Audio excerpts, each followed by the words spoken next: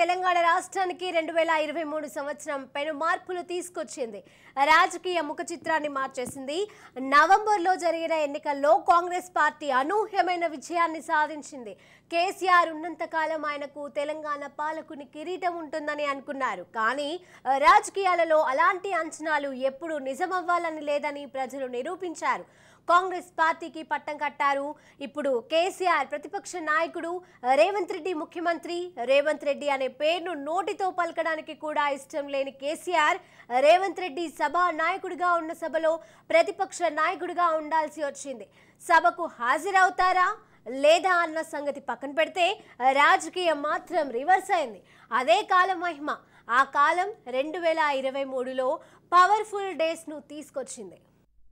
మునుగోడు ఉప ఎన్నికల విజయంతో బీఆర్ఎస్ అధినేత కేసీఆర్ 2023ను చాలా ఉత్సాహంగా ప్రారంభించారు. కానీ ఈ ఏడాది ఆయనకు ఏ ఒక్క సందర్భంలోనూ కలిసి వచ్చిన సందర్భం లేదు. ఎందుకంటే 2022 చివరిలో మునుగోడు ఎన్నికలు జరుగుతున్న సమయంలో ఫామ్ హౌస్లో ఎమ్మెల్యేల కొనుగోలు కేసు ఆయన చేతికి వచ్చింది. కానీ 2023లో అటు ఇటు తిరిగి ఆ కేసు సిబిఐ చేతికి వెళ్ళింది. ఎలాగోలా సుప్రీంకోర్టుకు వెళ్లి సిబిఐ చేతికి వెళ్లకుండా చేసుకున్నారు. విచారణ జరగకుండా ఆపగలిగారు. విచారణ జరిగి ఉంటే కేసీఆర్కే ఇబ్బంది అయ్యేదన్న విశ్లేషణలు ఉన్నాయి. తరువాత అనూహ్యంగా కేసీఆర్ బీజేపీపై యుద్ధం ప్రకటించడం తగ్గించేశారు. బీజేపీని విమర్శించడం ప్రారంభించారు. ఫామ్ హౌస్ ఎమ్మెల్యేల కొనుగోళ్ల కేసులో ఏకంగా బిఎల్ సంతోష్ను అరెస్టు చేస్తామని హడావుడి చేశారు. కానీ చివరికి పల్లెత్తు మాట అనలేని పరిస్థితి వెంటనే వచ్చేసింది. ఇక తెలంగాణ రాజకీయాలను 2023లో మలుపు తిప్పిన అత్యంత కీలకమైన విషయం ఢిల్లీ లిక్కర్ స్కామ్లో కవిత విచారణ. ఏడాది మొదట్లో ప్రారంభమైన విచారణ ఇప్పటికీ పూర్తి కాలేదు. ఢిల్లీకి కవితను విచారణకు పిలిచి అరెస్టు చేస్తారన్నంత హడావుడి చేశారు. మార్చిలో ఢిల్లీలో విచారణకు పిలిచినప్పుడు ఈడీ ఆఫీస్ నుంచి రాత్రి 8 గంటల వరకు బయటకు రాకపోవడం, మహిళల్ని అరెస్టు చేసేటప్పుడు చేయాల్సిన ప్రాసెస్ ప్రారంభించడంతో ఇక అరెస్టే ఖాయమనుకున్నారు. కానీ వదిలేశారు. మళ్ళీ ఇంతవరకు విచారణకు కూడా కవిత వెళ్ళలేదు. బీజేపీతో రాజీ చేసుకోవడం వల్లనే కవిత అరెస్టు జరగలేదనే ఈ కారణంగానే ప్రజల్లో విస్తృతంగా ప్రచారం జరిగింది. ఢిల్లీ లిక్కర్ స్కామ్లో ఉన్న వారంతా అరెస్ట్ అయ్యారు. ఒక్క కవిత మాత్రమే బయట ఉన్నారు. కోర్టులో దాఖలు చేసిన ఛార్జిషీట్లలో కవిత ఎలాంటి లబ్ధి పొందారో, అలా వచ్చిన సొమ్ముతో ఏ ఆస్తులు కొన్నారో కూడా విపులంగా చేర్చారు. తెలంగాణ రాజకీయాలలో పెను మార్పులకు కారణమైన అంశం బండి సంజయ్ అధ్యక్షునిగా తొలగింపు. బండి సంజయ్ను తెలంగాణ బీజేపీ చీఫ్గా తొలగించక ముందు బీజేపీ దూకుడు మీద ఉండేది. బీఆర్ఎస్తో తాడో పేడో తేల్చుకునే పార్టీగా అందరూ భావించేవారు. కానీ ఎన్నికల దగ్గరకు వచ్చేసరికి త్రిముఖ పోరులో కూడా లేదు. కాంగ్రెస్ బీఆర్ఎస్ మధ్య ముఖాముఖి పోరుకు గ్రౌండ్ వదిలేసి పక్కకు వెళ్లిపోయింది. అధికారం కోసం పోటీ పడాల్సిన కీలక పొజిషన్లలో ఉండాల్సిన పార్టీ ఎన్నికల నాటికి దిగజారిపోయింది. 2018లో ఘోర పరాజయంతో ప్రారంభమైన బీజేపీ ఆ తరువాత ఎంతో ఉన్నతిని చూసింది. బండి సంజయ్ను చీఫ్గా నియమించిన తరువాత ఇక దూకుడంటే ఏమిటో ఆ పార్టీ చూపించింది. వివాదాస్పద ప్రకటనలతో అయినా సరే కేసీఆర్ను బండి సంజయ్ ఎదుర్కొన్నారు.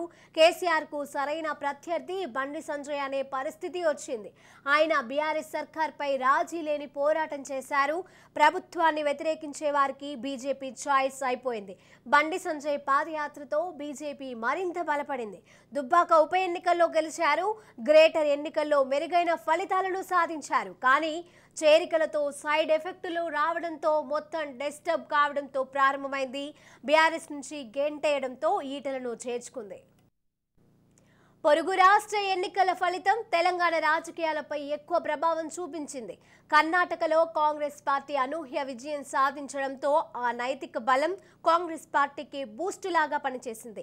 ఓవైపు బీజేపీ బీఆర్ఎస్ ఒకటేనన్న ప్రచారం ఊపందుకోవడం, అదే సమయంలో కర్ణాటకలో కాంగ్రెస్ గెలవడంతో చేరికలు పెరిగిపోయాయి.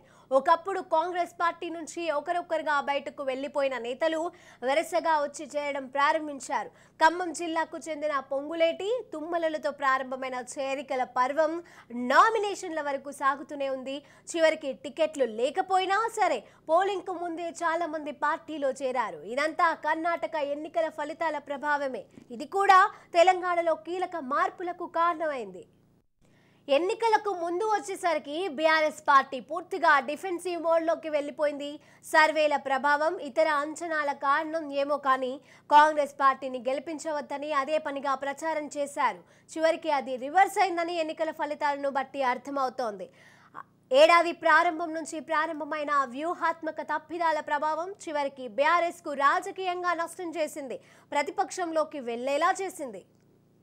తెలంగాణ ఆవిర్భావం తర్వాత 2023 ఏడాది రాజకీయంగా పెను సంచలనాలకు కారణమైంది. 2023, 2024లో ఊహించని రాజకీయ పరిణామాలకు పునాదుల్ని 2023 వేసింది.